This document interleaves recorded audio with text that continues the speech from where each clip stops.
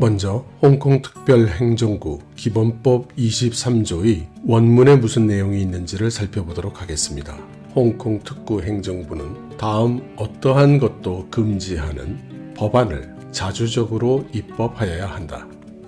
매국, 국가분열, 반란선동, 중앙인민정부의 전복 및 국가기밀 탈취 행위, 외국의 정치적 그룹이나 단체의 홍콩 내 정치활동, 홍콩 내 정치적 조직 또는 단체가 외국의 정치적 조직 또는 단체와 연계하는 행위,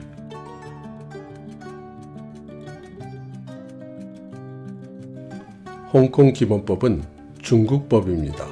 중국의 입법기관인 전국인민대표대회에서 통과를 시킨 헌법에 의거한 것이고, 이 홍콩 기본법은 기본적으로 홍콩의 모든 법률 체계의 기본이 되는, 다시 말해 홍콩의 헌법에 해당되는 그런 법입니다. 따라서 현재 홍콩의 모든 정치체계, 경제체계, 사회체계 등등의 법률 체계는 모두 이 기본법에 근거한다고 할 수 있습니다.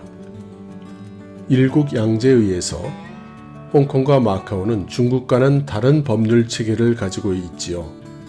그래서 중국은 23조를 통해서 홍콩이나 마카오가 자체적으로 합당한 법률을 입법하도록 하게 한 것입니다.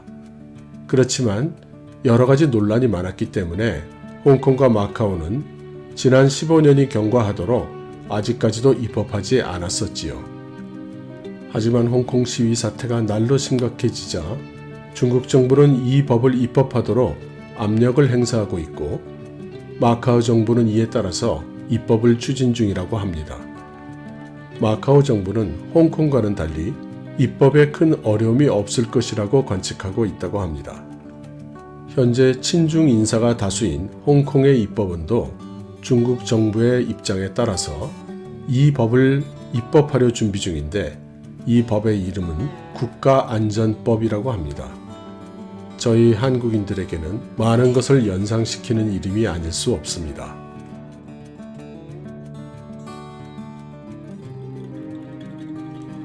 오랫동안 추진되지 않았던 이 홍콩 기본법 23조가 다시 추진하게 된 데에는 당연히 중국 중앙정부의 입김이 있었을 것입니다. 그리고 중국 중앙정부의 입장은 이번 사중전의 공보에서도 조금은 찾아볼 수 있습니다. 사중전의 공보 중에 홍콩에 관련된 부분을 찾아보도록 하겠습니다. 법에 보장된 일국양제를 실천하고 조국 통일을 추진한다. 그런데 저의 주의를 끈 것은 이 말이 공보 안에 법과 통치를 다루는 부분에 들어있다는 것입니다. 그래서 저는 일국양제를 주장하기보다는 법에 보장된이라는 구절에 더 주의해야 된다고 생각을 합니다. 법에 의해 홍콩, 마카오, 타이완 동포의 권익을 보호한다. 이 문장 다음에 이어오는 문장이 바로 핵심으로 보입니다. 법률 수단을 운영하여 우리나라의 주권, 안전, 발전 이익을 유지한다. 우리나라의 주권, 안전, 발전 이익을 유지한다는 말에는 이상할 것이 없지만, 그 방법을 법률 수단을 운영하여 라고 한 점이 특이점으로 저에게는 느껴지는 것입니다. 해외의 우리 국민, 법인과 국내에 있는 외국인, 국내에 있는 외국 법인, 이들에 대한 정당한 권익을 보호한다.